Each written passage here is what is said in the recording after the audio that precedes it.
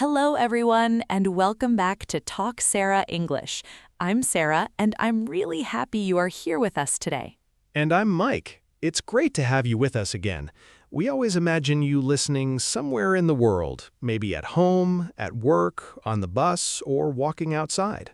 Wherever you are, make yourself comfortable because today we are going to work on a skill that can make a huge difference in your English speaking. Yes, our topic today is something many English learners struggle with, translating in their head before they speak. You may understand English when you hear it, and you may know many words and grammar rules, but when you want to speak, you first think in your own language, translate the sentence into English, and then try to say it. And that process can feel slow. Sometimes you know exactly what you want to say, but the English sentence does not come quickly enough. You may even think, I know this word, why can't I say it? Then you become nervous, you stop, and the conversation moves forward without you. Today, we want to show you how to reduce that mental translation and start thinking more directly in English. We are going to focus on practical techniques, not complicated theory. These techniques are useful for B1 to B2 learners who already know a good amount of English but want faster, more natural responses. And remember, the goal is not to turn off your first language completely. That is not realistic, especially when you are learning another language. Exactly. The goal is to train your brain to connect English words and ideas more directly so you do not always need to pass through your native language. Think about it like a road. If every English sentence has to travel through another language first, the journey takes longer. But if you build a direct road between an idea and an English expression, the response can become much faster. And this direct connection develops through practice. It's not something you either have or do not have.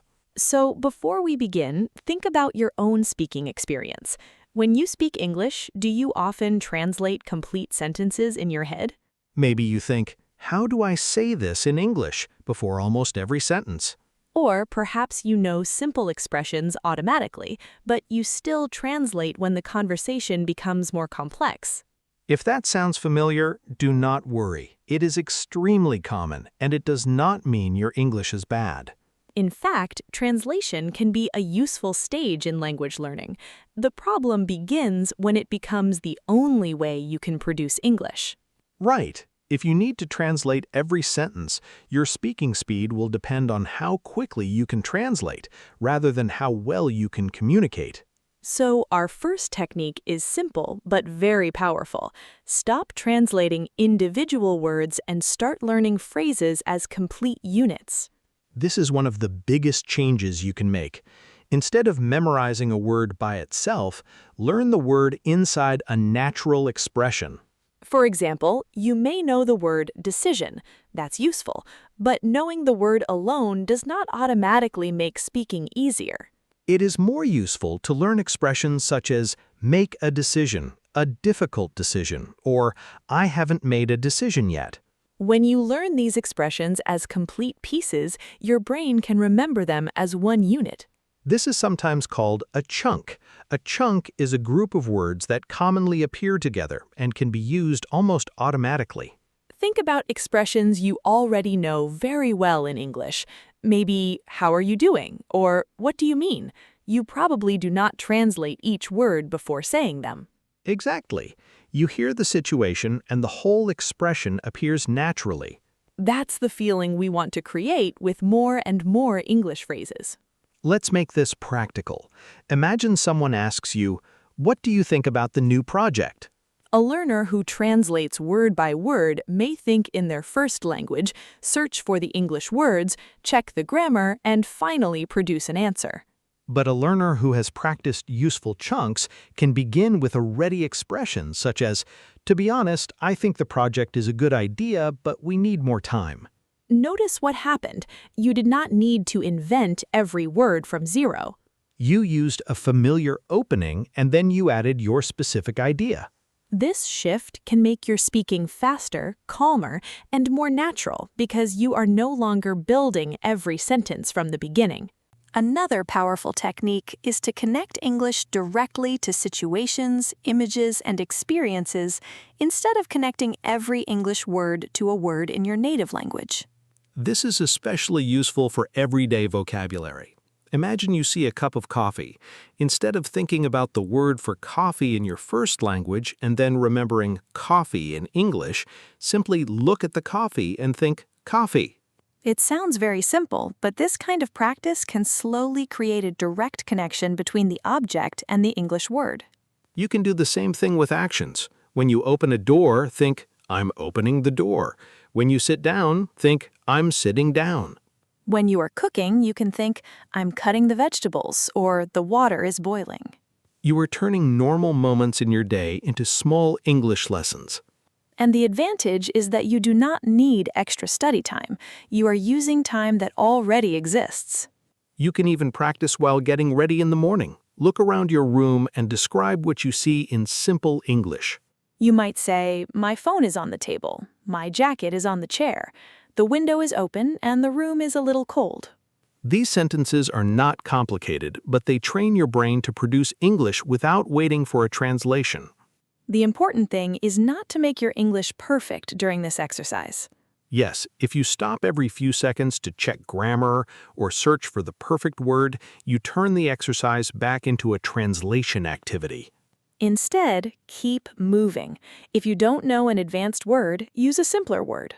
This is another major technique. Learn to express the same idea in simple English.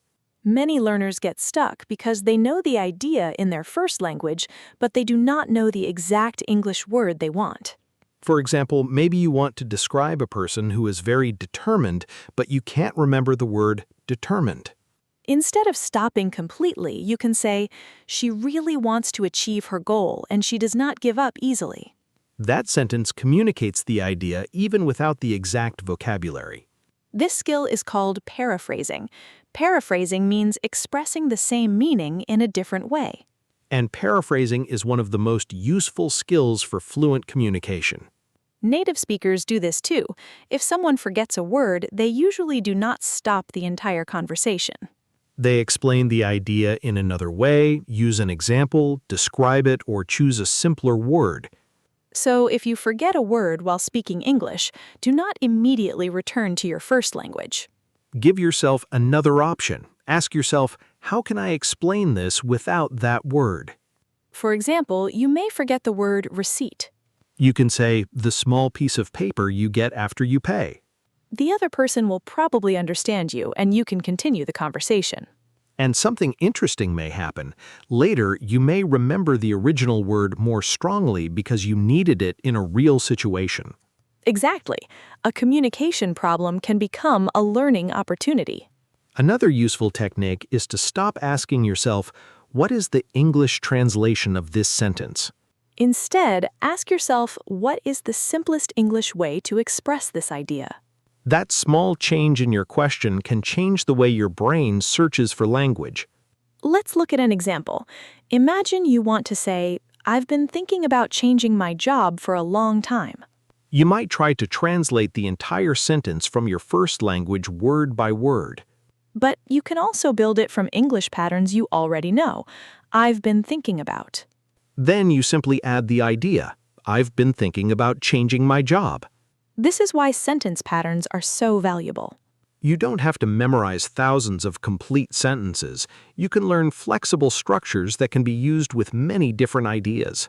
For example, I'm thinking about can become I'm thinking about moving, I'm thinking about studying abroad, or I'm thinking about starting a new project.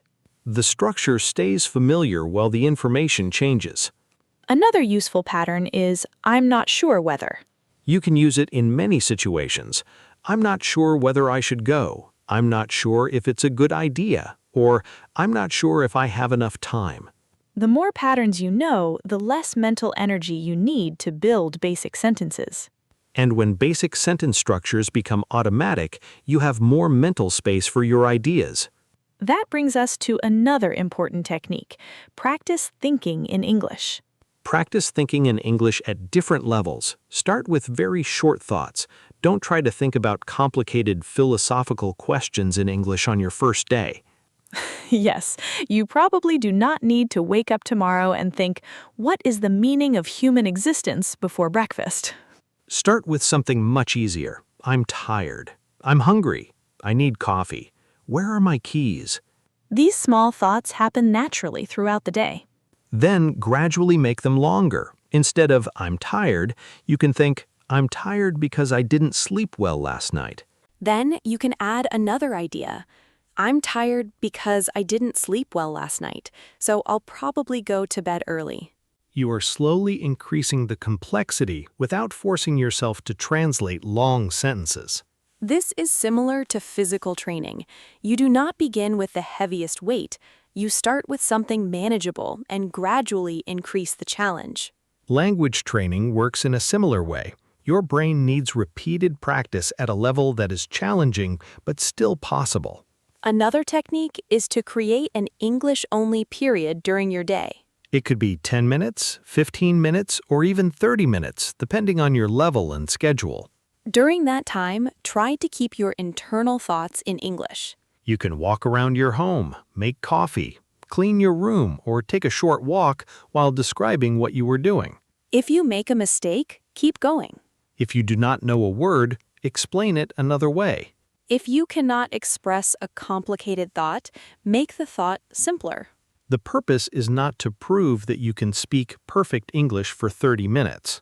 The purpose is to train your brain to stay in English for longer periods without automatically switching back to your first language. You can also make this exercise more interesting by giving yourself a topic. For example, spend 10 minutes thinking about your plans for the weekend. You can ask yourself questions like, what do I want to do? Who do I want to see? What do I need to buy? Then answer those questions in English. Another day, choose a different topic, such as your favorite movie, your job, your family, your hometown, or a place you would like to visit. This gives your brain different situations and vocabulary to work with. But there is another problem that many learners face. They think in English for a few seconds, get stuck, and immediately become frustrated. That frustration can create a negative cycle. You struggle to find a word, you become nervous, and because you are nervous, it becomes even harder to find the word. So you need to become comfortable with small pauses. A pause is not necessarily a mistake. Even fluent speakers pause while they think. They use expressions like, well, let me think. Actually, that's a good question. These expressions give you time to organize your thoughts without completely stopping the conversation. For example, if someone asks you, why did you choose your current job? You do not need to answer immediately with a perfect sentence. You can say, that's a good question. Let me think. I guess I chose it because... Now you have created a few extra seconds to think in English. And those seconds are valuable because you are thinking while still communicating. This is very different from freezing completely because you believe every sentence must come out perfectly. Fluency is not the absence of pauses. Fluency is the ability to continue communicating even when you need a moment to think. So when you practice speaking, give yourself permission to pause, simplify, paraphrase, and continue. These are not signs that your English is weak. They are communication strategies that help you keep the conversation moving. And the more often you use these strategies, the less dependent you become on translating every sentence before you speak. Your goal is to make English feel less like a puzzle you solve and more like a tool you use. Another powerful way to reduce translation is to practice speaking with a time limit. A time limit? Yes, give yourself a simple topic and try to speak about it continuously for 1 or 2 minutes. I like that because it changes the goal. You are not trying to create the perfect sentence. You are trying to keep communicating. Exactly. For example, choose the topic, my daily routine. Start with something simple. I usually wake up at 7, I make breakfast, check my messages, and then I start work. If you forget a word, do not stop the timer. Explain the idea another way. And if you make a grammar mistake, keep going unless the mistake completely changes the meaning. This teaches your brain an important lesson. Communication can continue even when your English is not perfect. You can also repeat the same topic several times. That sounds a little boring. It can be, but it is surprisingly effective. Fair enough. Tell me how you would do it. The first time, you might struggle and pause a lot. The second time, you remember some of your ideas. By the third time, the words often come more easily. Because your brain has already organized the information. Exactly. You're not starting from zero anymore. This is also useful for common conversation topics. You can practice talking about your hometown, your job, your hobbies, your goals, your favorite books, or your plans. The more familiar you become with these topics, the faster you can respond when they appear in a real conversation. Another technique I really like is shadowing. Yes, shadowing can be extremely useful when your goal is to think and respond more naturally in English. In shadowing, you listen to a speaker and repeat what they say, usually with only a very short delay. You are not simply reading a transcript, you are listening, processing, and speaking at almost the same time. This helps you become familiar with natural sentence patterns, pronunciation, rhythm, and connected speech. It also gives your brain repeated exposure to English phrases that native speakers actually use. For example, if you repeatedly hear, "I'm not really sure what I want to do yet," that whole structure can become familiar. Later, when you want to express uncertainty, you may naturally produce, "I'm not really sure." You're using a pattern instead of translating the idea from your first language. And that's exactly what we want. But there's an important point about shadowing. You should not choose material that is far too difficult. Right. If you understand almost nothing, your brain will spend all its energy trying to survive the audio. That is not really the relaxing English practice we want. Choose something where you understand most of the meaning, but where the pronunciation and speed still challenge you a little. You can listen once for meaning, then listen again while reading the transcript, and finally repeat along with the speaker. Another technique is to record yourself. Some learners do not like hearing their own voice. That's very common. The first recording can feel strange. But recording yourself gives you information that you cannot always notice while speaking. You may discover that you pause in the same place every time, repeat the same word, or translate whenever you discuss a certain topic. Once you notice the pattern, you can work on it. For example, imagine you always stop when you want to give an opinion. You can practice opinion phrases, such as, "I think," "in my opinion," "from my point of view," or "the way I see it." After several examples, the structure becomes much more familiar, and you begin to remember how the words work together rather than remembering them as separate pieces.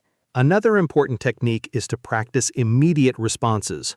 This is especially useful if your main problem happens during conversations. Ask yourself simple questions and answer them immediately. For example, what did you do yesterday? Do not spend 30 seconds planning the answer. Just start. Yesterday, I went to work, and after work, I met a friend for coffee. Then ask another question. What are you going to do tomorrow? Tomorrow, I'm going to finish some work, and in the evening, I'm going to watch a movie. The purpose is to reduce the amount of preparation time. You are training your brain to move from a question to an English response more quickly. Start with easy questions and gradually make them more challenging. You can also practice follow-up questions because real conversations are not just about answering. Exactly. If someone says, "I visited London last year," you can ask, "Really? What did you like most about it?" Then they answer, and you ask another question. This creates a natural conversation pattern. And when you practice this regularly, you begin to develop automatic conversational reactions. Another thing we should discuss is vocabulary. Yes, because many learners believe that thinking in English requires thousands and thousands of words. You certainly need vocabulary to communicate complex ideas, but you do not need a huge vocabulary to become more fluent. In fact, a smaller vocabulary that you can use quickly is often more useful in conversation than a huge vocabulary that you can only recognize. Exactly. Imagine you know 10,000 words, but you need to translate before using most of them. Now imagine you know 5,000 words, but you can use common expressions quickly and confidently. The second situation may feel much more fluent. So focus on active vocabulary, not only passive vocabulary. Active vocabulary means words and expressions you can actually produce when speaking or writing. Passive vocabulary means language you understand when you hear it or read it, but may not use easily yourself. One way to turn passive vocabulary into active vocabulary is to use new words immediately. If you learn the word reliable, make sentences with it. My car is reliable. She is a reliable person. I need a reliable internet connection. Now the word is connected to several situations instead of one definition. Another powerful habit is to keep an English thought journal. It does not need to be a long diary. You can write 3 or 5 sentences about your day. For example, today was busy. I had a lot of work, but I finished everything. I felt tired in the afternoon, so I took a short break. Writing gives you time to notice the English patterns you need. Then you can take those sentences and say them aloud. This connects writing practice with speaking practice. And you can go one step further. After writing about your day, close the notebook and try to explain the same events without reading. Now you are moving from prepared English to spontaneous English. That transition is extremely important for fluency. We should also remember that thinking in English is not an overnight transformation. You may practice for a week and still find yourself translating. That does not mean the method is failing. Your brain has spent years using your first language automatically. Building new pathways takes repeated exposure and practice. Think about how you learned your first language. You did not memorize every sentence and consciously choose grammar rules before speaking. You heard patterns again and again, connected language with situations, and gradually learned how to use those patterns. Learning another language is different because you are older and more aware of the process, but repetition and meaningful exposure are still extremely important. So, be patient with yourself. And remember one final principle: do not wait until you can think in perfect English before you start speaking. Speaking is part of the process that helps you develop English thinking. You speak, you make mistakes, you notice gaps, you learn new expressions, and then you speak again. Little by little, the gap between your thought and your English response becomes smaller. One day, you may notice something interesting. You hear a question in English, and an answer appears in English without translation. It may be a simple answer at first. But that simple moment is important because it shows your brain is creating a direct connection. And once you experience that connection, you can build more of them through regular practice. So if you want to stop translating and start thinking in English faster, focus on useful chunks, direct connections, paraphrasing, sentence patterns, short English-only periods, shadowing, repetition, immediate responses, active vocabulary, and regular speaking practice. Do not try to master everything at once. Choose 1 or 2 techniques and practice them consistently. For example, starting today, you could spend 10 minutes describing your surroundings in English and another 10 minutes answering simple questions without preparing your answers. You could also choose 5 useful phrases from this episode and create several personal sentences with each one. Then use those phrases in real conversations whenever you have the opportunity. And when you forget a word, don't panic. Explain the idea another way and keep communicating. Your goal is not to speak without mistakes.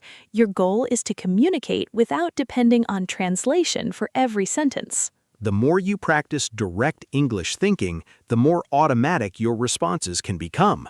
And eventually, English can begin to feel less like something you are converting and more like something you are using naturally. So keep listening, keep speaking, keep repeating, and most importantly, give your brain enough English practice to build those direct connections.